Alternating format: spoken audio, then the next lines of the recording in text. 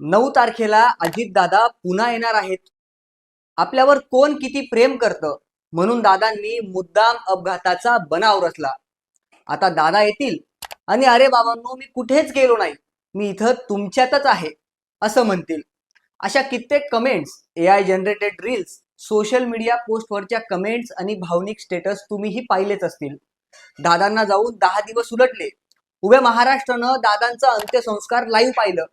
पवार कुटुंबियांना धाय मोकळून रडतानाही पाहिलं.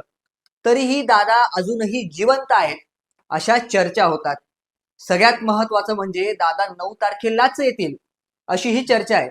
बरं, 9 तारीख महाराष्ट्राच्या राजकारणात अनेक अर्थाने महत्वाची आहे. कारण 9 तारखेलाच रोहित पवार एक पत्रकार परिषद घेऊन त्यातून अनेक महत्वाचे गौप्यस्फोट करणार आहेत.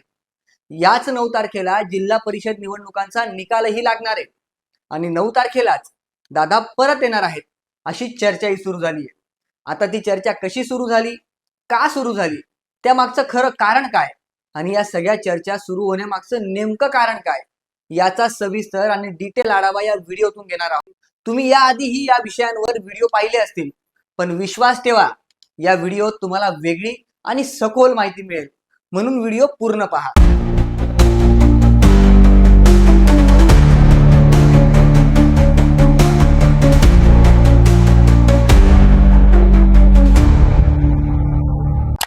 28 जानेवारी 2026 हाच तो काळा दिवस. या दिवशी सकाळी 8:45 अजितदादांचं विमान क्रॅश झालं. त्याचंही CCTV फुटेज उभ्या महाराष्ट्रानं पाहिलं. बरं, त्या दिवशी अजितदादांचे काका आणि देशाचे ज्येष्ठ नेते शरद पवार यांनी पत्रकार परिषद घेत हा निव्वळ अपघात असल्याचं स्पष्ट केलं. तरीही अजितदादा जिवंत आहेत किंवा त्यांचा घातपात झालाय याबाबतच्या अनेक थेअरीज मांडल्या गेल्यात. आता विमान अपघातात अशा थेअरीज फक्त अजितदादांच्या बाबतीत मांडल्या गेल्यात असं नाही. त्या थेअरीज या आधीही अनेकांच्या बाबतीत मांडल्या गेल्या आहेत. त्या थेअरीज का मांडल्या जातात ते व्हिडिओच्या शेवटी पाहूच. पण दादा जिवंत आहेत आणि ते 9 तारखेला पुन्हा येणार आहेत या चर्चांना उधाण कुठून आलं ते पाहूयात. दादा जिवंत आहेत या चर्चांना उधाण आलं ते अमोल मिटकरी यांच्या एका वाक्याने.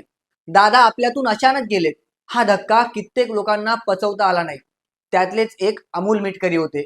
दादांचं पार्थिव बारामतीत आणलं गेलं त्यावेळी मिटकरींचा एक बाईट तुफान व्हायरल झाला. त्यात ते भावनेच्या भरात रडत असताना असं म्हटले की ही चुकीची बॉडी आणलीये, दादा गेले नाहीयेत.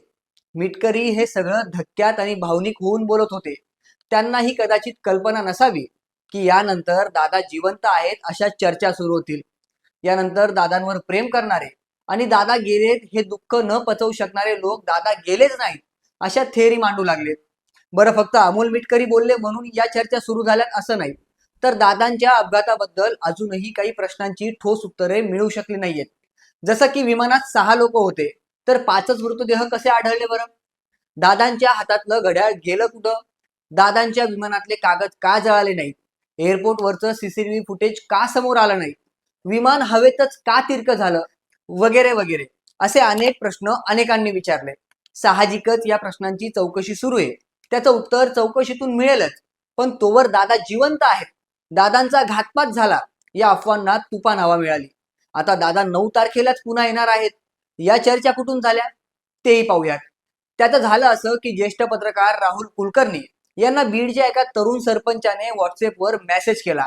त्यात त्यानं लिहिलं की अजित पवार यांच्याबद्दल संपूर्ण बीड जिल्ह्यातील खेडोपाड्यातील लोक म्हणतायत की दादा येत्या 9 तारखेला परत येणार आहेत. त्या विमानात दादा नव्हतेच. आपल्या जिल्ह्यासाठी दादा परत येणार आहेत ही दादांचीच एक खेळी होती. कोण कोण त्यांच्या मागे काय करतं हे पाहण्यासाठी केलेली. सर, मला आणि अनेकांना या गोष्टींवर विश्वास बसत नाही. पण मी गावचा सर्वात तरुण सरपंच आहे. अजित दादा यांच्या विचारांवर काम करतो. दादांच्या घटनेनंतर सावरणं कठीण झालंय. अर्थातच दादा लोकांशी कनेक्ट असणारे नेते होते. त्यांचं ग्रामीण महाराष्ट्रात खूप मोठं नेटवर्क होतं. त्यामुळे त्यांच्या जाण्याने अनेकांना धक्का बसणं स्वाभाविक आहे. मग म्हणून दादा पुन्हा येणार आहेत, दादांचा मृत्यू झाला नाही अशा अफवा खऱ्या ठरतात असं अजिबात नाहीये. आता सगळ्यात महत्वाच्या मुद्द्यावर बोलूयात की दादा गेलेत यावर अजूनही अनेकांना विश्वास का बसत नाही. या प्रश्नाचं उत्तर आता शोधूयात. दादा जिवंत आहेत किंवा त्यांचा घातपात झालाय या चर्चा पहिल्यांदाच होत आहेत असं नाही. याआधीही कित्येक लोकांबद्दल या चर्चा झाल्यात बरं का. 18 ऑगस्ट 1945 तेव्हाचं तैहूप आणि आताच्या तैवानला नेताजी सुभाषचंद्र बोस यांच्या विमानाचा अपघात झाला. या अपघातात त्यांचा दुर्दैवी मृत्यू झाला. पण तेव्हाच काय, तर अजूनही या अपघातात नेताजींचा मृत्यू झाला नाही यावर कित्येकांना विश्वासच बसत नाही. त्याचं कारण असं की विमान अपघातात नेताजींच्या मृतदेहाचा ठोस पुरावा मिळाला नाही. त्यामुळे अनेक थेअरीज जन्माला आल्यात. त्यापैकी नेताजी गुमनामी बाबा म्हणून उर्वरित भारतात जगले ही एक थेअरी ऐकवली गेली, किंवा मग नेताजींनी सोव्हिएत युनियनमध्ये पुढचं आयुष्य जगलं असंही बोललं गेलं. पण वास्तवात हेच होतं की नेताजी त्यांच्या विमान अपघातानंतर कुठेच दिसले नाहीत. यानंतर बोलूया डॉक्टर होमी जहांगीर भाभांबद्दल. होमी बाबांच्या 24 जानेवारी 1966 ला एअर इंडियाच्या फ्लाईट नंबर 101 मध्ये फ्रान्सच्या मॉन्ट ब्लँक मध्ये अपघात झाला. या अपघातानंतर थेट घातपाताच्या चर्चा झाल्या. या चर्चा का झाल्या? कारण होमी बाबा भारताच्या अणु कार्यक्रमाचे जनक होते. CIA किंवा परकीय शक्तींनी भारताचा अणु कार्यक्रम थांबवण्यासाठी कट रचला अशा अफवा त्याही वेळी रचल्या गेल्या.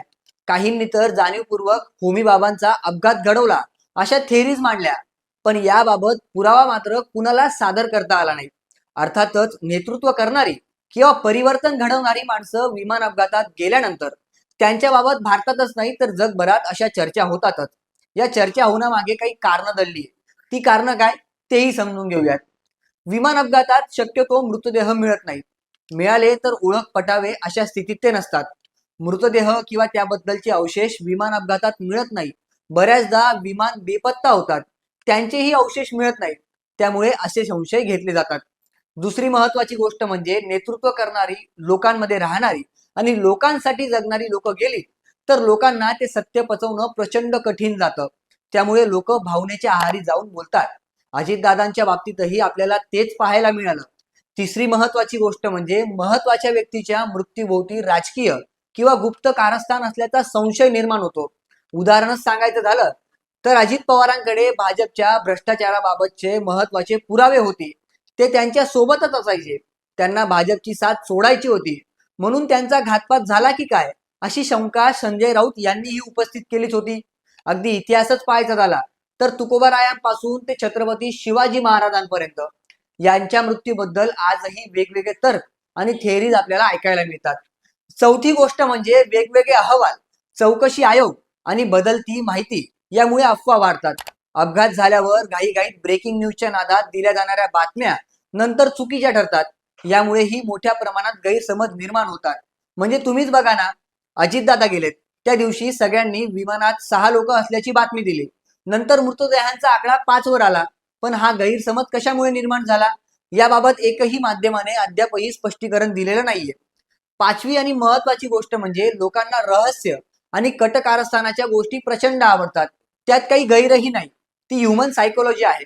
त्यामुळे अशा गोष्टीत प्रचंड अफवा पसरतात आणि अस्तित्वात नसलेल्या गोष्टींवरही चर्चा होतात. त्यामुळे विमान अपघातांमध्ये मृत्यू झालेल्या लोकांबद्दल आजही चर्चा होतात. त्यामुळे अजितदादा जिवंत आहेत या चर्चांना फार सिरियस घेऊ नका. दादा नक्कीच जिवंत आहेत.